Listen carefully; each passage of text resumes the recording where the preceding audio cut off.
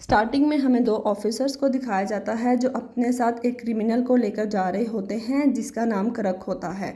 वहाँ रेलवे फाटक में वो अपनी गाड़ी रोक देते हैं और कुछ ही टाइम बाद वहाँ दूसरी गाड़ी आकर उनको टक्कर मार देती है और दोनों पुलिस ऑफिसर जख्मी हो जाते हैं। उस गाड़ी में से दो लोग निकलते हैं जो करक के साथी होते हैं, जिसमें से एक का नाम सैंडी और दूसरे का नाम फ्रांसिक होता है। वो दोनों करक को बचाने आए होते हैं। फ्रांसिक करक का भाई होता है और सैंडी उसकी गर्लफ्रेंड। ये तीनों मिलकर उन ऑफिसर्स को मारते हैं और यहाँ सीन शिफ्ट होता है। यहाँ एक 17 साल लड़की को दिखाया जाता है जिसका नाम मैरी होता है और वो एक स्विमर भी होती है। वो अपने माँ बाप की इकलौती बेटी होती है जिसके लिए उनके पास वक्त नहीं होता। मैरी के फादर जॉन जो एक डॉक्टर थे और आयमा जो कि मैरी की मॉम थी, ये दोनों मिलकर एक लेक हाउस में वेकेशन मनाने जाते हैं। जहां पहुंचने के बाद हमें पता चलता है कि मैरी का एक भाई भी था और इसके बाद मैरी अपने फ्रेंड के पास जाने की परमिशन लेती है, लेकिन उसकी मॉम उसको मना कर देती है। लेकिन उसके फादर उसको जाने देते हैं और उसे घर की चाबियाँ और कुछ पैसे दे देते हैं। फिर मैरी अपनी एक फ्रेंड के पास जाती है जिसका नाम पेज था, जो एक स्टोर में कैशियर का काम करती थी। बात करते करते दोनों का ध्यान लड़के पर जाता है जिसका नाम जस्टिन था, जो बहुत टाइम से उन्हें देख रहा था। फिर जस्टिन पेज से एक सिगरेट की डब्बी मांगता है, लेकिन वो अंडर एज था जिसकी वजह से पेज उसको सिगरेट की डब्बी देने से मना कर देती है। जिस पर जस्टिन उसे लालच देता है कि वो उसे सिगरेट देगी तो वो सब मिलकर इंजॉय करेंगे और इस बात पर पेज मान जाती है।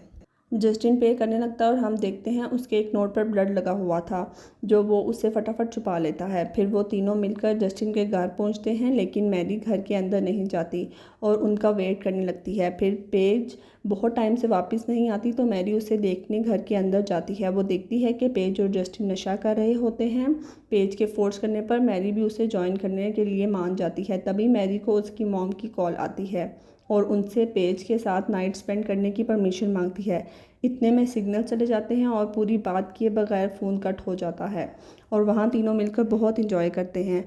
और वहाँ जस्टिन की फैमिली आ जाती है। ये वही लोग थे जिन्होंने उन ऑफिसर्स को मारा था। और फिर हमें पता चलता है कि जस्टिन करक का बेटा है और वो जस्टिन पर बहुत फ़ख्र करता है और उसे कहता है कि यहाँ पुलिस मेरे पीछे पड़ी है और तुम लड़कियों के साथ मज़े कर रहे हो। और फिर करक उन लड़कियों को किडनैप कर लेता है, जिस पे मैरी कहती है कि वो उन सभी के बारे में किसी को नहीं बताएगी।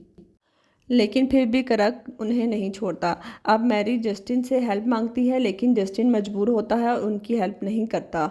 और फिर पेज वहाँ से भागकर पुलिस को कॉल करने लगती है, लेकिन फ्रांसिक उसको पकड़ लेता है और उसका फ़ोन तोड़ देता है और वहाँ उसके साथी मैरी का भी फ़ोन तोड़ देते हैं। और वो लोग उन लड़कियों को किडनैप करके वहाँ से जाने लगते हैं और जहाँ से मैरी को समझ आता है कि वही रास्ता है जो उससे लेक हाउस ले जाता है।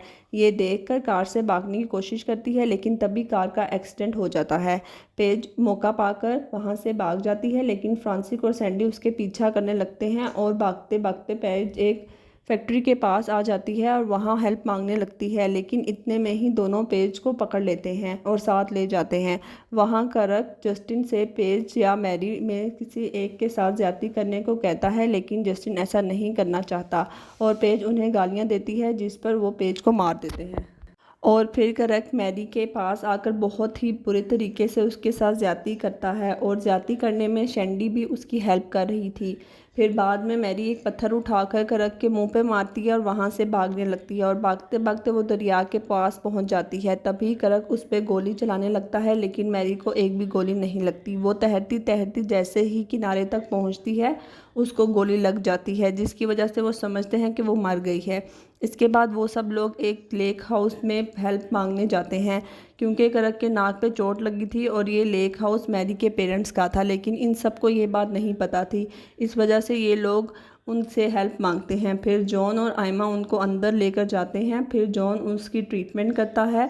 आयमा फिर उन्हें आज की रात गेस्ट हाउस में रुकने के लिए कहती है, क्योंकि बाहर तेज़ बारिश हो रही होती है और आयमा उनको कॉफ़ी बना कर देती है। वो कॉफ़ी ख़त्म करने के बाद जस्टिन अपना कप रखने किचन में जाता है और मैरी की फ़ोटो फ्रिज पे लगी देख लेता है।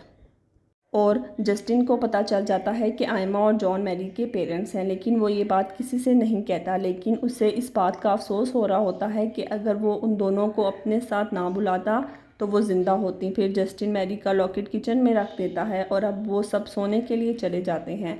और फिर आयमा और जॉन को बाहर से कुछ आवाज़ें सुनाई देती हैं, जिसे चेक करने के लिए वो बाहर जाते हैं और देखते हैं कि मैरी बहुत बुरी हालत में घर के बाहर पड़ी हुई थी।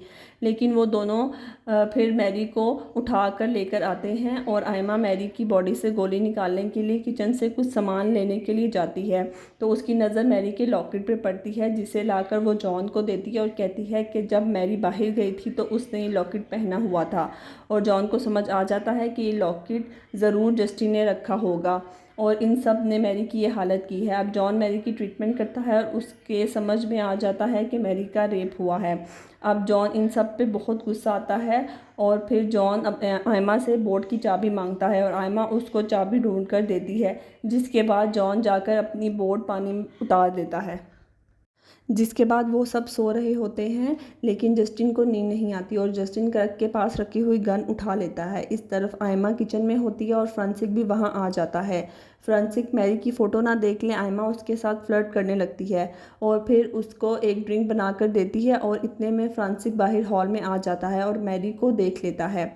और तभी आयमा पीछे से आकर फ्रांसिक पर हमला करती है, मगर फ्रांसिक आयमा पर हमला करने की कोशिश करता है, लेकिन तभी वहाँ पर जॉन भी आ जाता है। वो फ्रांसिक के हाथों को काट कर उसके सर पर हथौड़ा घुसाकर उसे मार देता है। अब वो दोनों गेस्ट हाउस में पहुँच जाते हैं और जस्टिन गन पकड़ कर बैठा होता है, मगर वो इन दोनों को कुछ नहीं कहता और गन जॉन को दे देता है। गन की आवाज़ सुनकर सैंडी की आंख खुल जाती है और जॉन उसे गन मारता है, मगर वो भागकर वॉशरूम में छुप जाती है। फिर आयमा और जॉन सैंडी को ढूंढकर मार ही देते हैं और क्लर्क भी विंडो से कूदकर इनके घर में चला जाता है और वो घर में आकर अपने भाई की बॉडी देखता है।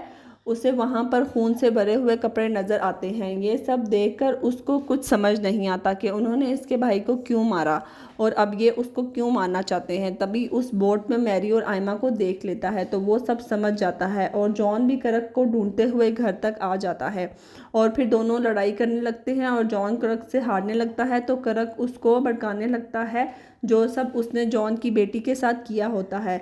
ये सुनकर जॉन को बहुत गुस्सा आता है और वो फिर क्लर्क से लड़ने लग जाता है। इस बार क्लर्क जॉन को मारने ही लगता है, तभी वहाँ क्लर्क का बेटा जस्टिन आ जाता है और वो क्लर्क को गन पॉइंट में रख लेता है, मगर क्लर्क उससे गन छीन लेता है और उसे मारने लगता है। तभी पीछे से आयमा आ जाती है और वो जॉन और आयमा मिलकर क्लर्क को मारने लगते हैं, जिससे वो बेहोश हो जाता है और फिर दोनों हस्बैंड वाइफ मैरी और जस्टिन को लेकर अपनी बोट में वहाँ से चले जाते हैं।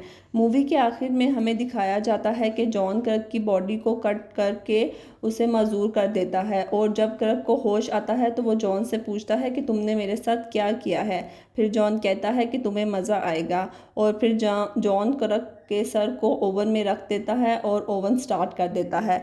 कुछ ही टाइम बाद उसका सर फट जाता है और वो मर जाता है।